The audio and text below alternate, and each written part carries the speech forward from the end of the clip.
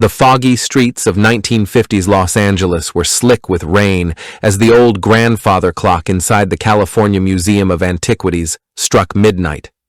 The security guard, a grizzled war veteran named Frank Kowalski, made his usual rounds, his flashlight cutting through the dim halls. The museum was quiet, too quiet. The only sound was the faint hum of the overhead lights and the distant echo of his own footsteps. Then a scent caught his attention, something earthy, like burnt herbs. Before he could turn, a shadow moved. A sharp pain exploded at the back of his skull, and the world went black. When the morning staff arrived, they found Frank unconscious near the Inca exhibit. The glass case, which had held 3 ancient mummies, relics of an imperial Inca lineage, was empty. No shattered glass, no alarms tripped, just an eerie stillness where the preserved dead had once lain. Detective Jack Malone arrived with the usual skepticism of a man who'd seen too many staged crimes. The museum director, a nervous man with sweat beading on his forehead, insisted the mummies were priceless, recently shipped from Peru under heavy security. They weren't just artifacts, he whispered. They were sacred. Malone's eyes scanned the scene. No fingerprints, no signs of forced entry. Just that lingering smell, like incense, and a single gold figurine left behind as if in mockery. Then the curator dropped another bombshell. The mummies, they weren't just for display. There was a rumor, a map, a secret the Incas took to their graves. And just like that, what should have been a simple burglary became something far darker. Because in the world of lost treasures and dead men's secrets, nothing was ever stolen without a reason. And Malone had a feeling this case was about to drag him into a shadowy underworld where history wasn't just studied, it was hunted. The address led Detective Jack Malone to a crumbling bungalow on the outskirts of Pasadena, its porch sagging under the weight of untamed ivy. A faded sign by the door read, E-Cross, Anthropological Research, in peeling letters. The place smelled of old paper and bitter coffee. Dr. Evelyn Cross opened the door before he could knock. She was in her late 40s, her sharp eyes framed by wire-rimmed glasses, her dark hair streaked with premature gray. She wore a threadbare cardigan over a blouse that might have been elegant a decade ago. Malone didn't need a detective's instinct to know she'd been expecting him. "Let me guess," she said, voice dry as desert wind. "The mummies are gone, and the museum sent you to the one person they threw out for saying this would happen." Inside, her home was a labyrinth of books, stacked manuscripts, and yellowed maps pinned to the walls. A steaming kettle whistled in the kitchen. She poured tea without asking if he wanted any. Malone got straight to it. "You studied these mummies before the museum acquired them. What makes them special enough to steal?" Cross smirked, but there was no humor in it. "You think this was a theft?" "No, detective. This was a recovery. Those mummies weren't just bones and wrappings. They were keys." She pulled a leather-bound journal from a shelf, flipping to a page marked with a strip of cloth. A sketch of one of the mummies stared up at them, its wrappings covered in faint, almost invisible markings. "The Inca didn't just bury their dead," she said. "They encoded them. Ritual chants, sacred geometry. Those mummies hold directions to something the Spanish conquistadors never found. A temple, a vault. Call it what you want, but men have killed for less." Malone frowned. "So who took them? Collectors? Smugglers?" Cross hesitated, then spoke in a low voice. "There's a name you should know. Theodore Vane. Wealthy, connected, and obsessed with Inca relics. He tried to buy those mummies last year. When the museum refused, he threatened legal action. But..." She trailed off, tapping the journal. There are others. People who don't just want the treasure, they believe in what it means, and they'll do more than steal to get it. Malone studied her. You know an awful lot for someone who's been out of the game. She met his gaze without flinching. Because I was right, detective. And being right in this field gets you exiled, or worse. As he stood to leave, she pressed a folded note into his hand. If you're smart, you'll walk away. But if you're not, she nodded at the paper. That's where your next move is. Outside, Malone unfolded the note. A single address, an underground auction house in downtown LA, and beneath it, scrawled in haste, "Watch your back. They already know you're looking." The neon sign above the door buzzed like an angry hornet, its flickering glow casting a sickly green hue over the words, "The Velvet Pagoda," a speakeasy masquerading as a high-end lounge. Malone adjusted his hat, feeling the weight of the .38 snub nose in his shoulder holster. The note from Dr. Cross had led him here, to a back-alley auction where the kind of men who traded in relics didn't bother with receipts. A bouncer with knuckles like stacked dimes eyed him at the door.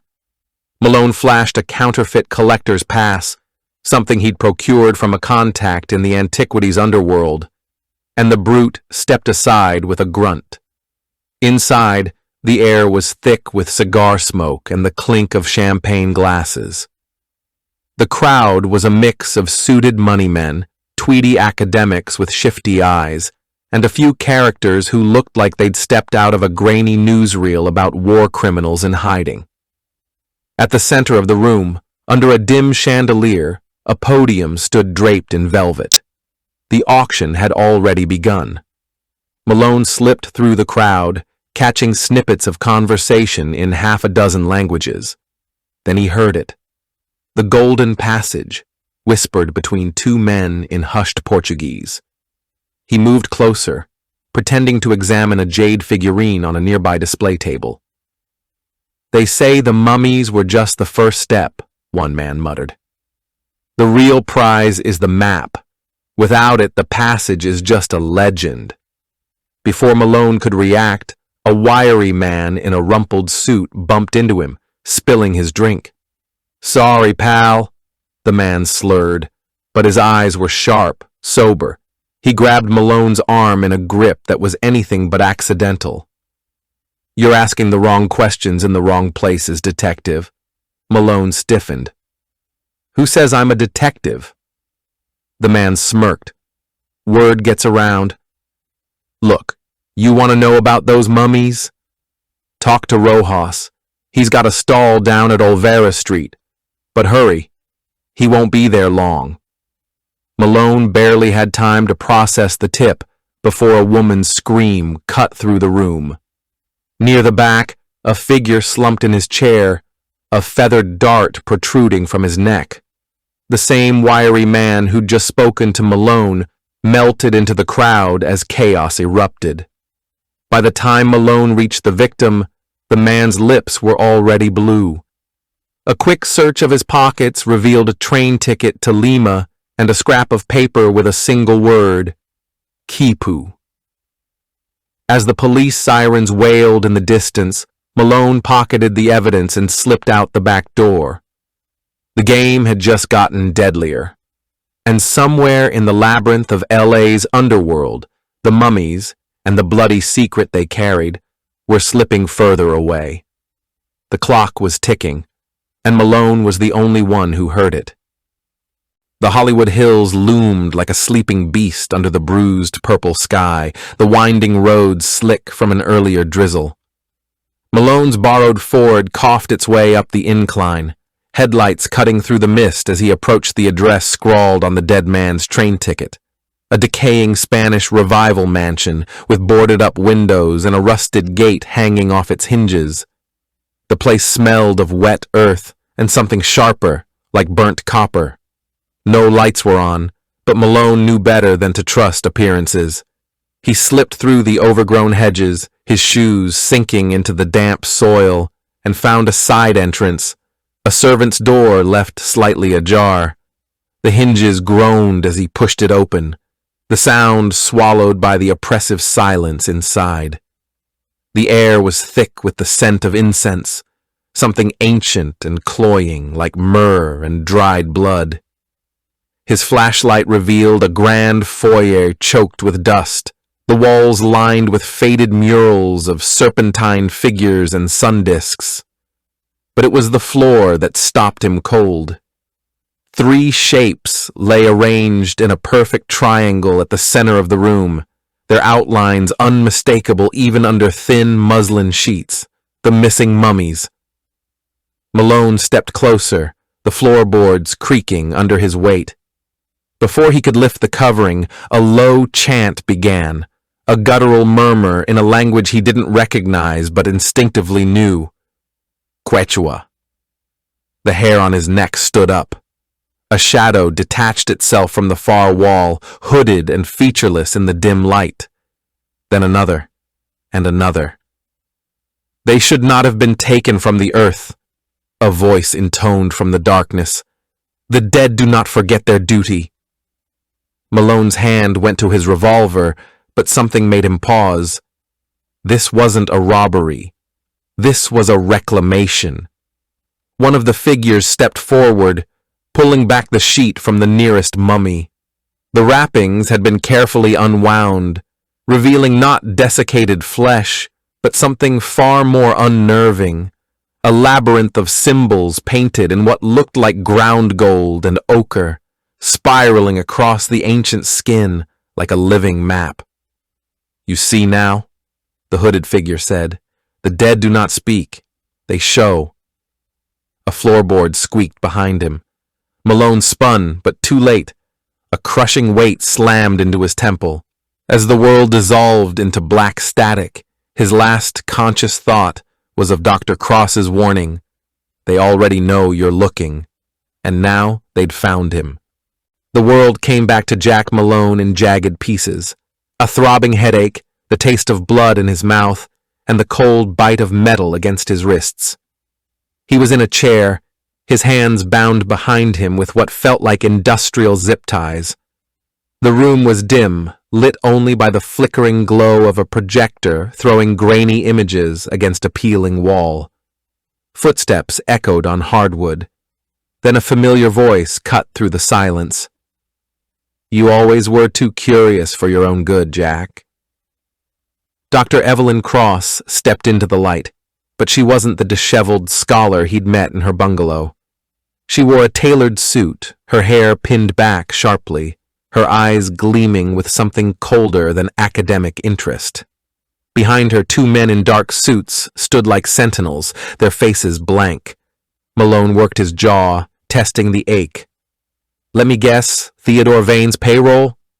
Cross laughed, but there was no warmth in it. Vane? Please. He's a dilettante, a man who collects artifacts but has no idea what they mean. She leaned in, her perfume sharp and expensive. Those mummies weren't stolen for some collector's vault. They were reclaimed by people who understand their true purpose. The projector clicked, shifting to a new slide, a black and white photo of a stone temple half buried in jungle. The Spanish spent centuries looting Peru, Cross said, but they never found the real treasure, because it wasn't gold. It was knowledge, and the Inca encoded it in the only place they knew the conquistadors wouldn't look, their dead. Malone's mind raced, the symbols on the mummy, the cult's chanting, Cross's sudden transformation from outcast to orchestrator. It all clicked. You're not just studying them, he said. You believe in them. Cross's smile was razor thin. The dead carry messages, Jack, and I'm the only one who can read them. She nodded to one of the men who tossed a file onto Malone's lap. Inside were surveillance photos, of him, of the museum, of the auction house. You've been useful, leading us to loose ends. But now, she sighed, now you're a loose end yourself. The men moved forward. Malone braced, then the window shattered. Glass rained down as a figure swung in, landing in a crouch. The room erupted into gunfire. Malone hit the floor as bullets tore through the air. When he looked up, Cross was gone, vanished through a hidden door, and standing over him was the last person he expected. The wiry informant from the auction house, a pistol in one hand and a smirk on his face. "Told you Rojas was your next move," he said, slicing Malone's bonds. "Guess you should have listened." Outside, sirens wailed. The informant yanked Malone to his feet. "Cross isn't just some scholar. She's connected, and if you want to live long enough to find those mummies, you'd better decide whose side you're really on." Malone rubbed his wrists, staring at the spot where Cross had stood. The game had changed, and the only way out was through. Final scene. The ritual interrupted. The museum basement smelled of damp stone and old electricity, the kind of place where history went to gather dust. But tonight, it hummed with something darker. Malone moved through the shadows, his .38 heavy in his hand. The informant, Rojas, had given him one last tip before disappearing into the night. "She'll finish it where it started, where the dead were first betrayed." And so Malone had returned to the museum, slipping past the yellow police tape and the lone, dozing night watchman. The elevator shaft was locked, but the service stairs were still clear. His footsteps echoed like gunshots as he descended. The basement storage room was lit by flickering torchlight, actual torches, their flames casting writhing shadows across the stone walls.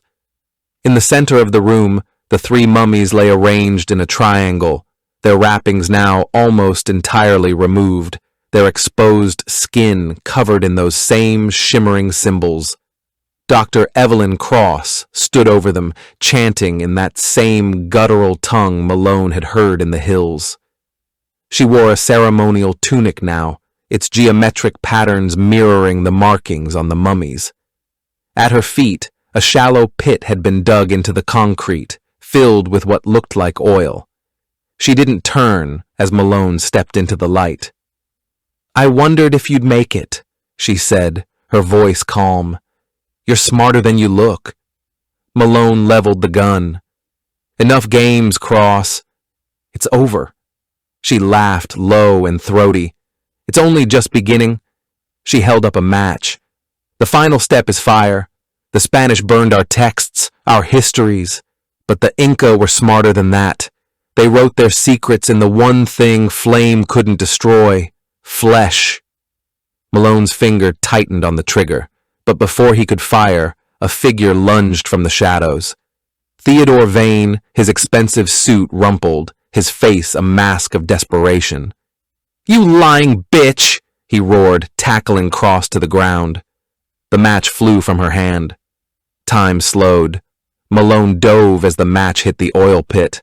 Fire erupted in a whoosh of heat, licking at the nearest mummy's wrappings. Cross screamed, not in fear, but in rage, as Vane pinned her down. Malone didn't hesitate. He ripped off his jacket, smothering the flames before they could consume the mummy entirely. But it was too late for part of it. The ancient skin blackened, the symbols there lost forever. In the chaos, Cross twisted free, driving her elbow into Vane's throat. He gagged, collapsing. She was on her feet in an instant, snatching up a scroll of parchment that had been hidden beneath the mummy's remains. "You don't understand what you've cost the world," she spat at Malone.